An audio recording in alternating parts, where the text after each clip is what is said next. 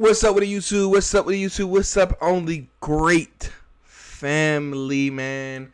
Only Great TV. If it ain't great, we ain't having it. Now, today we got for you a reaction to Agent 00's video about 2K and on 2K. Hey, we gonna do reactions. This man know what we talking about. I watched it a few times, but we gonna make our comments on it. If you're new to the video, don't be scared to drop the like if you like the video. Subscribe, turn on post notifications, and comment down below what you want to see next. Without further ado, let's get right into the video. So I just uploaded a documentary talking about the rise and the fall of 2K. It's had some incredible games and some horrible games, true. Well, in this video here, I want to go from 2K21 Next Gen to what we have coming next. This is the time they're developing it, so for me to give feedback, this would be the most appropriate time, so that by the time the game comes out, maybe they can implement some of the stuff that I'm talking about here in this video. I'm getting pretty in-depth, and I'm only talking about the game modes that I frequent. I can't talk about my team in them because I don't play my team, so I wouldn't be a good spokesperson for that. In this video, I'm going to be talking about the city, I'm going to be talking about Pro-Am, and I'm going to be talking about quick play. Now, the quintessential NBA 2K21 experience goes as follows. If you look over here on my screen, I have a game cut up. It's the first game I played in the city in a while, and it's exactly what I expected, and it's the exact experience I got for the remaining hour that I played. I'm going to be honest with you, the experience on the city is a smoother, better experience than the one on Pro-Am, but it's significantly less fun, and here's why. The entire game runs off of RNG. If you've ever played FIFA and you hit the crossbar 6 times in a row, that's what playing on the city feels like. Let me walk you through this one game I played. It was my first game played in a minute. Things start, the other team's bringing the ball up. They're doing a little bit of isolation action. He dribbles through me, fades accidentally. Bro, how did I make that? And even he was surprised that he hit the shot. Was the defense bad? Yes. But did he accidentally pull up for a shot and get surprised that he hit it? Yes. Next possession, he pulls up for an all. Let's go. He hits it. And I know it doesn't happen too often, but when plays like the one I'm about to show you in a moment happen, it absolutely takes me out of the experience. Just check out this wild contest. And considering I'm a... Hey, now, that's tough. That's tough. Hey, 2K, hey, what a game. That shit is broke. My mother, that shit broke. Lockdown, shots like that should almost never go in. And then I eventually finished it off. The point isn't that we won the game, it's that no matter how perfect of a game you play, the worst opponent can still win. When that happens in a video game, it kind of takes the joy out of being good, one, and winning games too. So when it doesn't matter whether you're good or you win games, it kind of makes the experience feel pointless. That's kind of what Park felt like. Since the last Next Gen 2K21 spring update they kind of blurred everything in the background. You can see in the back, the textures are a little bit, they're not crisp, they're not clear. They're doing that in an attempt to just help optimize the game that's going on. And I'm gonna say this, the Park experience, not too bad. Especially once you go to the Pro-Am and you have to deal with all the latency and the lag outs there. What I experienced on the Park was pretty decent. But again, there just was no fun involved. It felt like I was playing a no stakes game. And because they took the stage out, there was no place that I can go to increase the stakes. So you kind of have to do it on your own. You either wager people yourself or join amateur competitions just to give the game some meaning, because it lacks it. Anyway, that's just a clip I wanted to show you guys. Let's get into the actual wish list part, and we can start with the city. The first thing is the menu responsiveness. That's when I click options and I'm scrolling through the menu, or when I'm going through my phone. The whole process is just like slow. I have to click buttons a couple times because it dropped inputs from time to time, and when I click a button, it takes a minute for it to register. It's a small fix that would just make the overall experience when I'm joining a friend, changing an animation better. It would also be nice if we could seamlessly switch players, so I didn't have to hop back into my menu and then go to another player and then load into the city again. If I could just be like, from the city, just switch characters into the already position that I'm in, I feel like that'd be a great useful feature. It'd be nice to have faster transportation in and around the city. I get like the skateboards being clunky. 2K is not a skating game, so I don't expect the physics and the feel of that to be perfect, but it would be nice to just have things that move faster. The bikes move a little bit faster, but it's like, this is a big city. You made a big city, and there's a lot of empty space in between where I'm trying to go. It would be nice to just speed up all the transportation devices a little bit, just so we can get to where we want to go faster. For some reason, 2K thought it was acceptable to have different boroughs, which is a good idea, but then for some reason, penalize you when you want to play in a different borough's park. So if you have a friend that's a Northside City Knights Heights, but you're Southside City Viper of Hypers, it's like you guys can't play together, or one of you guys barely gets rewarded for it. You're decentivizing cooperation right now? If anything, you should get a boost for playing in a park that's not yours. They need to absolutely remove that from the game. To me, that makes 0 sense. I feel like it's 0 sense at all, Agent. Boy, Agent be on one. He be having the ideas. He be on it, bro. He be on it. He be knowing what he's talking about. But yeah, like, to me, I think of it as, I get it. That's totally wrong to do. But you have to think how they think. And they thinking, like, if we do that, then nobody's going to be at their park playing. Which I think to fix that, you should do something like, if I go to somebody else's park, yeah, give me double rep. I need my double rep. If they stay, if I stay at my joint, and I defend home, I should get like quadruple rep. Yeah, that'll be fair, or 3 times the rep. I get a boost for defending home, and like fix it so like people don't like sell games and rep grind and stuff like that and do certain things. But yeah, I get where they went with that. They don't want people to get double XP and just be cheating and stuff like that. And they thought that people wouldn't be at their stuff, so they did it like that. But yeah, it's a simple fix. You need to just do certain things. I don't know. Without a shadow of a doubt, this goes without saying, and everyone knows this to be the case, they need to return the stage full time. The stage being a park event makes no sense. It's really the only place where it feels like there's any stakes to playing in this overall pretty casual experience. So to give people some meaning, it would be nice to be able to go to the stage. And then on top of that, increase the VC prices. Over the years, 2K has continuously reduced the VC prices, and we're playing stage games for like 500 VC at this point. 250 VC. For what? I remember back in the day, you could play for 25,000 on the high rollers. 2K needs to bring that back. This goes without saying, there's no explanation necessary. 2K needs to nerf contact dunks. It takes over the gameplay. It is literally the meta of the game, and it shouldn't be that way. It should be something that happens every once in a while, so that way it's actually exciting when it does happen. When it happens 9 times a game, it's difficult to be excited about it. Now, personally, I don't want 2K to be exactly like real life, but the one badge that does need to be murked from the game immediately is bailout. If you are in the middle of a jump shot because you made that decision, you shouldn't be able to pass out of your shot across the goddamn court with pinpoint bullet pass accuracy.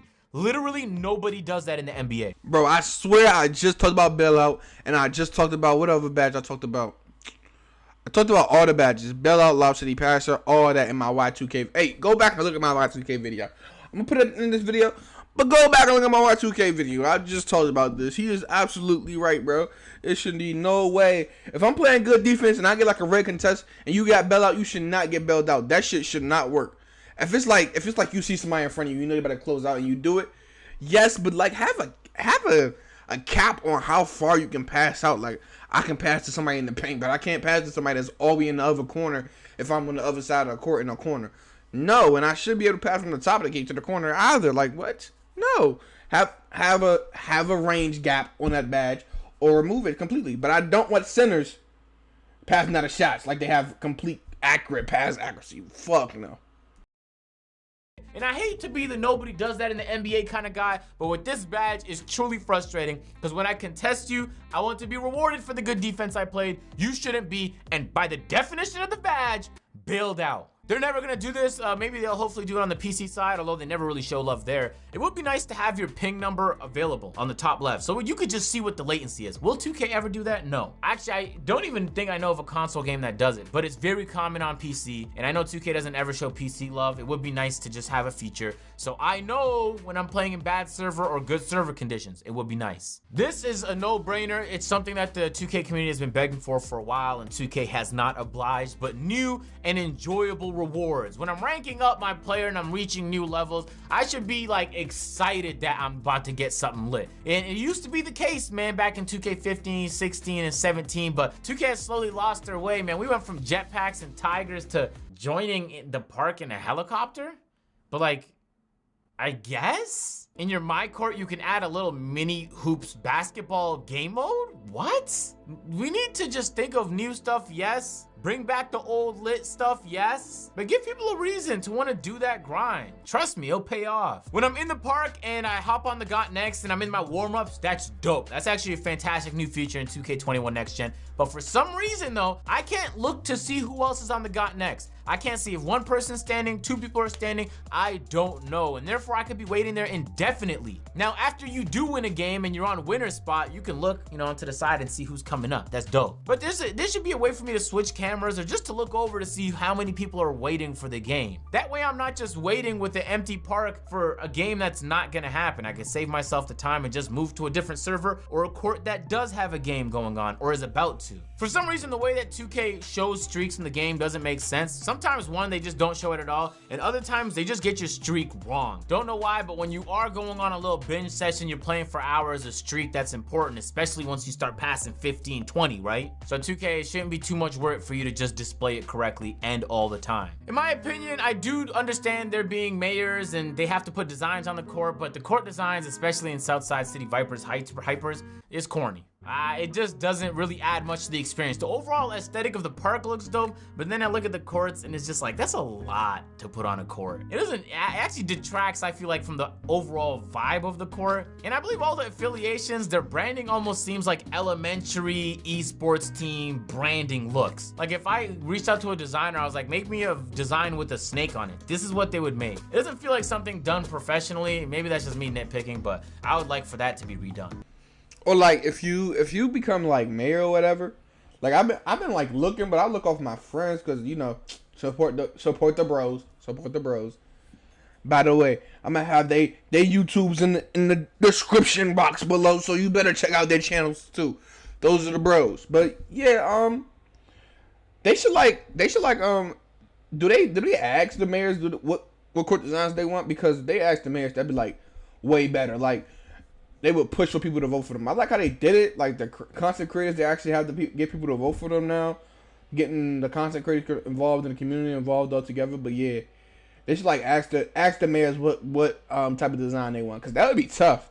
That'd be tough, honestly. I think most people can agree on this. Defense needs to be buffed. I mean, Hall of Fame blinders kind of put a spotlight on what we already knew to be the case, that in NBA 2K, for the most part, in most games that they've dropped in the past decade, defense didn't really matter. If I contest a shot, I want that shot to miss. And then I just gave you an example of a game earlier where I was playing defense, and I'm a lockdown defender, so you can't tell me my defensive attributes aren't wavy. I even have a lock takeover, right? So my defense should really, that's all it should take if I'm smothering somebody.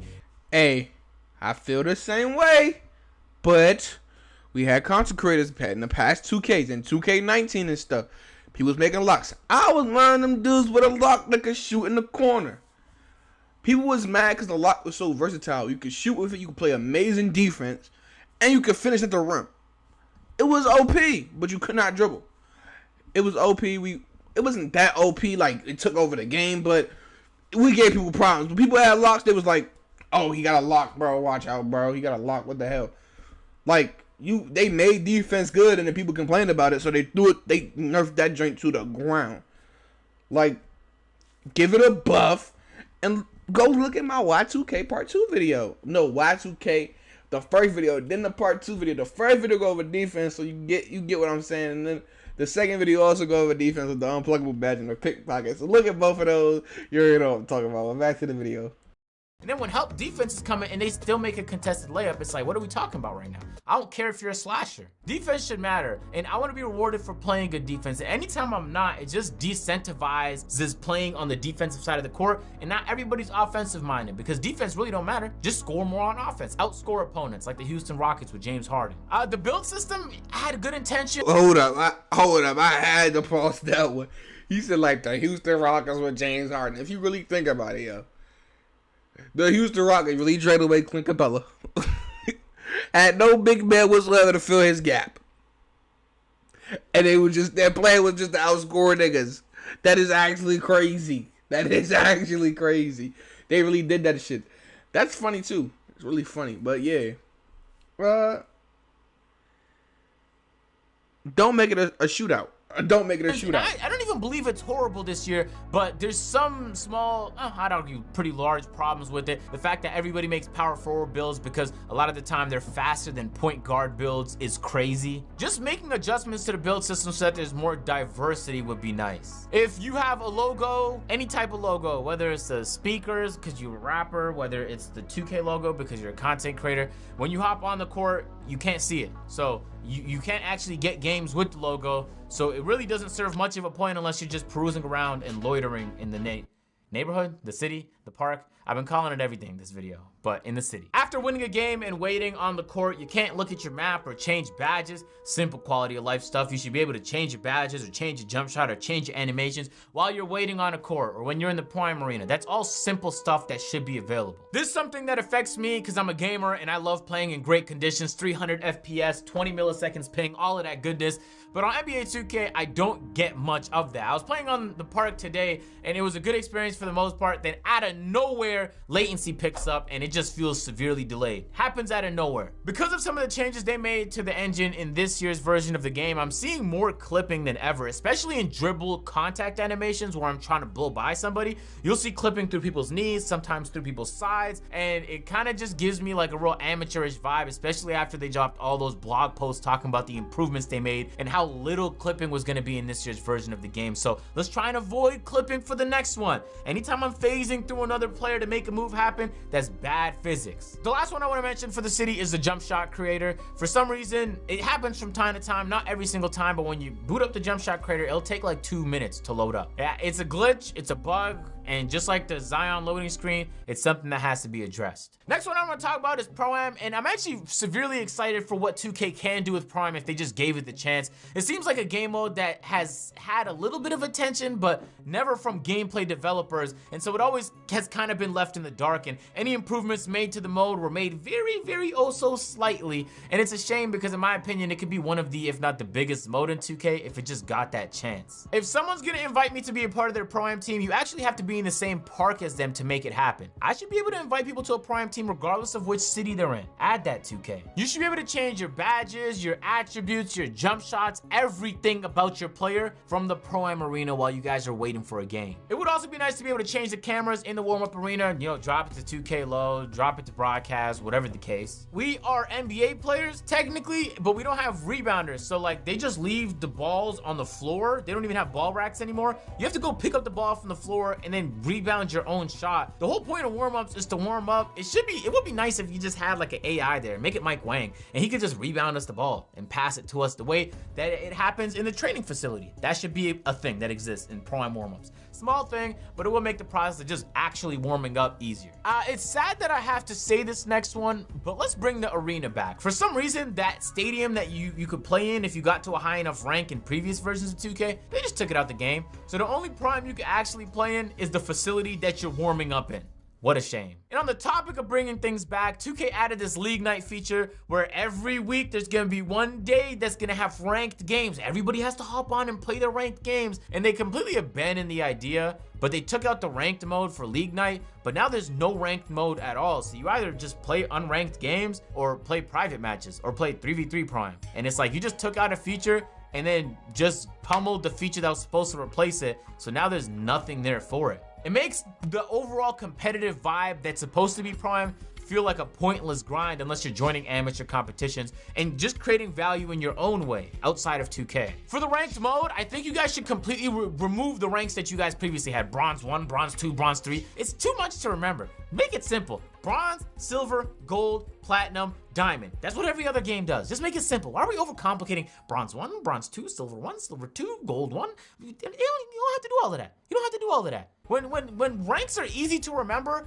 people can really, like, I'm a platinum. Yeah, my Prime team is platinum. My Prime team is silver 2.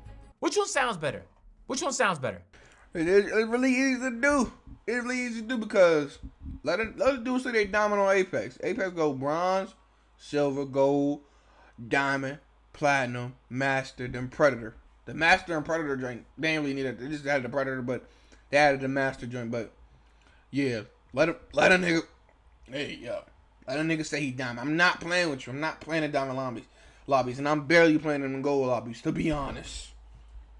2K, just rename the ranking system and simplify it. They don't need to be that many ranks. Just make them like 5-6 ranks, just like every other ranked mode in every other video game. I don't think 2K will ever do this, and I've been saying this for a while, but it would be cool if when you call timeout in Pro-Am, there were actual timeouts. They weren't just like breaks you take for 2 seconds, and you could actually switch to other players that you have loaded on 2K. So maybe your sharpshooter's not doing it, you could pull out your two-way. You know what I'm saying? And then you could put you on small forward and then the other person on shooting guard. That's all stuff that should exist. Ever since like NBA Live 10, Adidas Live Run, that's things you can do. You can user a player and then boom, take him out. You can do it in All-Star Team Up, god damn it. You can do that in All-Star Team Up, and it's a method like think about a GTA. GTA got a little character wheel, switch to Michael, Trevor, and Franklin. Having something like that, and I can pick who's my character wheel. And I can pick who, like the top four players, or you can just have a list for us on our phone, an app on our phone. Switch to another character, whatever. Boo boo boo bop. It's done, simple.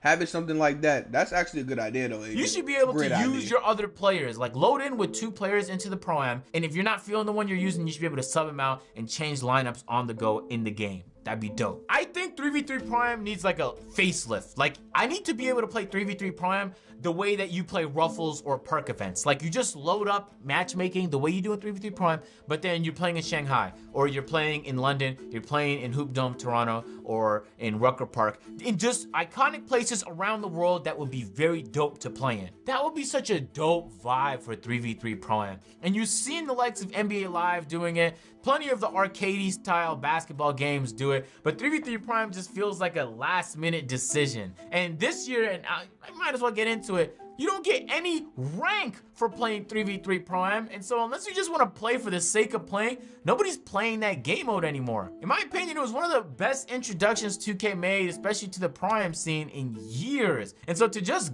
gut it and make it an absolutely useless experience makes no sense. Allow people to rank up playing 3v3 Pro-Am 1, and 2, let's play on unique, dope, real-life maps. That'd be such a great facelift for an otherwise very, very potential-filled mode. I think they need to adjust free throw difficulty. I'm playing with competitive players and they're all missing free throws. I don't know what the deal is with free throws this year, and there's always seems to be a deal with free throws. Either it's incredibly easy or incredibly challenging, but 2K can't seem to find the middle ground when it comes to free throws in Pro-Am. There was a year on 2K where like you had to do some kind of like badge glitch just to get your free throws up because there was no realistic way to do it. And it seemed like every year there's a problem with free throws. That was 2K18. It should be the most simplest part of of playing a basketball game. This is something that existed in 2K16, but they've took out since. You should be able to transfer ownership. Like if I want to go to a different Pro-Am team and just play for the night, I should be able to transfer the ownership of the team I currently own to another person. I can leave, play with that team, and then come back to my original team. What you had to do since 2K16 is just disband your team,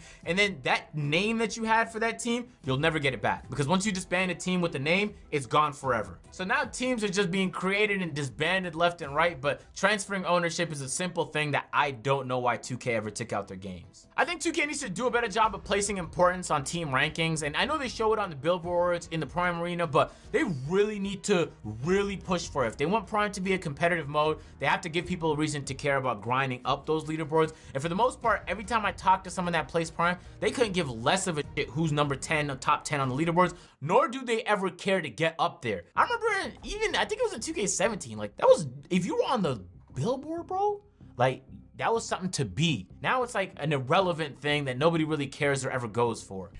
Yeah, I dig that. I dig that, having them on a billboard. And not only that, but like with Pro-Am, do something where they get cosmetics. Like have a certain cutoff, like a season. Say a season or a time period. You gotta get top 10. And them top 10 people, like them top 5, get rewards. And that number 1 person, they don't only get rewards, they get cosmetics that's not in the game, that nobody else could buy, that's unique to Pro-Am. So then not only that, you can go to the park, you can go to other game modes with stuff that nobody else have. Say just anything, bro. You can think of it and make it not accessible to other people unless they play Pro-Am and they get this top ranking and stuff like that, because the Pro-Am community is job big. I ain't gonna lie to you, it's big.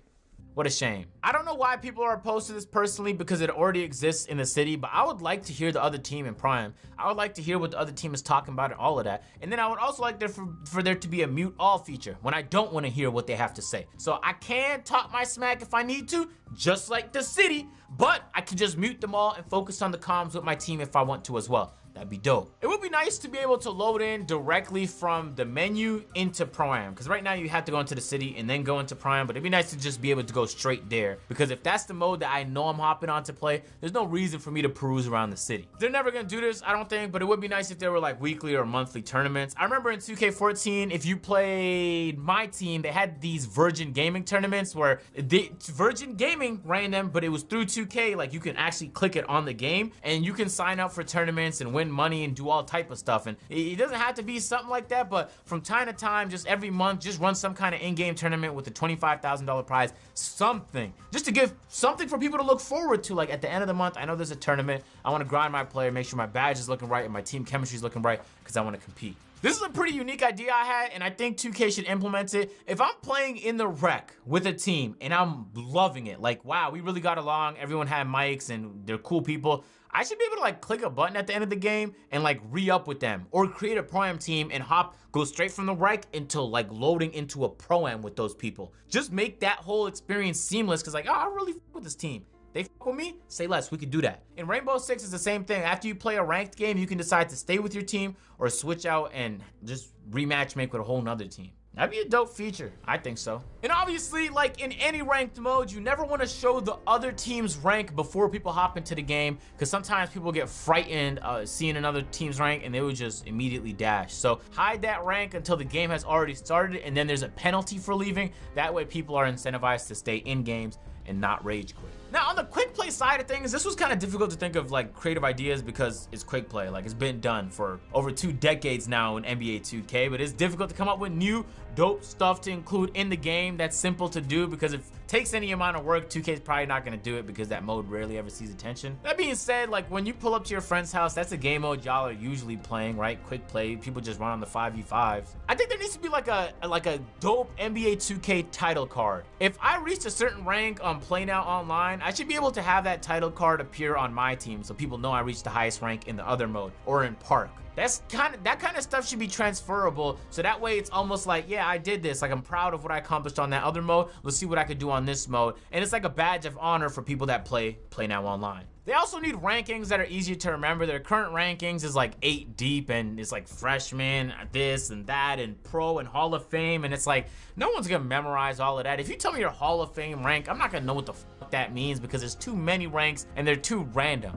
Let's simplify it, 2K. How about freshman, sophomore, junior, senior, and then pro? That's very easy to remember.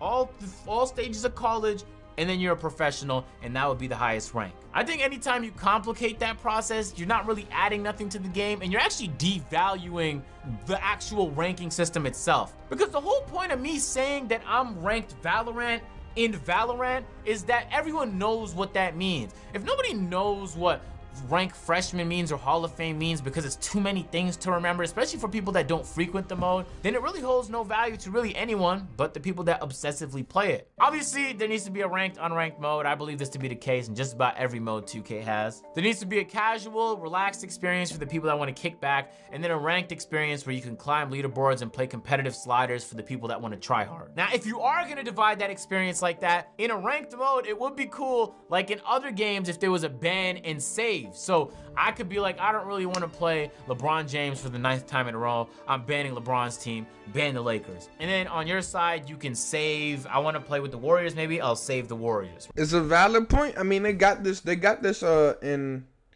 many games. One being specifically UFC. UFC do this, bro. That like you can ban certain things. Like you can ban a certain weight class, or you can ban creative characters. Like I feel like that would be tough. Like if you can ban certain people in quick play, you know, I don't even play quick play like that, but if you can ban certain teams, that'd be tough, because people may not want to play against the Nets, you know. I'm just saying, like, because on UFC I can ban creative players if I want to play with them, but if I know if I'm playing a match with creative players, the person not gonna quit if I use my creative player. Exactly.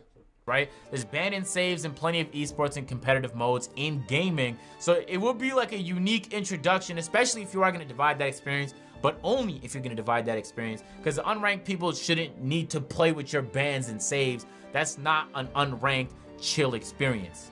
Sometimes I just might want to chill and get contact dunks with LeBron. I think it would be kind of cool in a ranked mode, personally. And they're probably never going to do it, but in NBA 2K2, 2K3, 2K4, they had a mode called Street, where like you can take NBA teams and play 2v2, 3v3, 4v4 in like unique parks around the world. They're not going to, I'm just saying it for the sake of, it'd be kind of cool if they found a way to integrate that. Instead of playing in an arena, you could play in the rooftops in Philly. That'd be dope, in my opinion. I know sometimes 2K developers will say things like, ideas are easy, execution is hard. I know that to be the case, you know what I'm saying? But sometimes y'all also have bad ideas. So I presented plenty of great ideas in my personal opinion. And the thing about that, he's not lying. Y'all just got some bad ideas, because most of y'all, like I said in my last video, and the video before that, you don't play the game and it shows. You don't even watch the game and it shows. You probably go on ESPN and watch highlights. That's probably all you probably do, bro. Y'all don't really watch the game. Y'all don't really study the game. Y'all gotta study. Like, if you want this to be a good experience for everybody, study the game. Like, bro, study the game. I hate to be a real life person, but study the game. It'll work tremendously on making the game completely. You'll understand what we're talking about. Anywhere from simplifying ranking modes to just making the overall experience of enjoying yourself a little more seamless, 2K22 has to bang. I feel like NBA 2K21 Next Gen has the core of what can be a great experience. A lot like NBA Street Volume 1, like it had this stuff there, but NBA Street Volume 2 was the true ultimate experience that made fun. I understand what he's saying right here, because the city, like, I've seen people play on next gen, and I've seen my man play on next gen. Don't worry, PS5 coming real soon, but I don't think the park is bad. The city is bad at all, bro. Like, you have a good aspect. Now the thing that goes wrong with your animations and everything, you can't have a good cover and then the book be trash, bro. Like, it's not judge a book by its cover, so I can't just judge the game by the park being amazing, and don't expect me to. Like, come on now. Like, if I play that game, I want it to be as good as the cover. You get what I'm saying? Like, it has to be as good as the city on some real stuff. So I think NBA 2K22 has the potential to be that. I know this is around the time where they're deep into development of the game, and so hopefully they can implement some of these things. I believe it'd make for a better game. If y'all enjoyed the video, make sure to drop a like, subscribe to.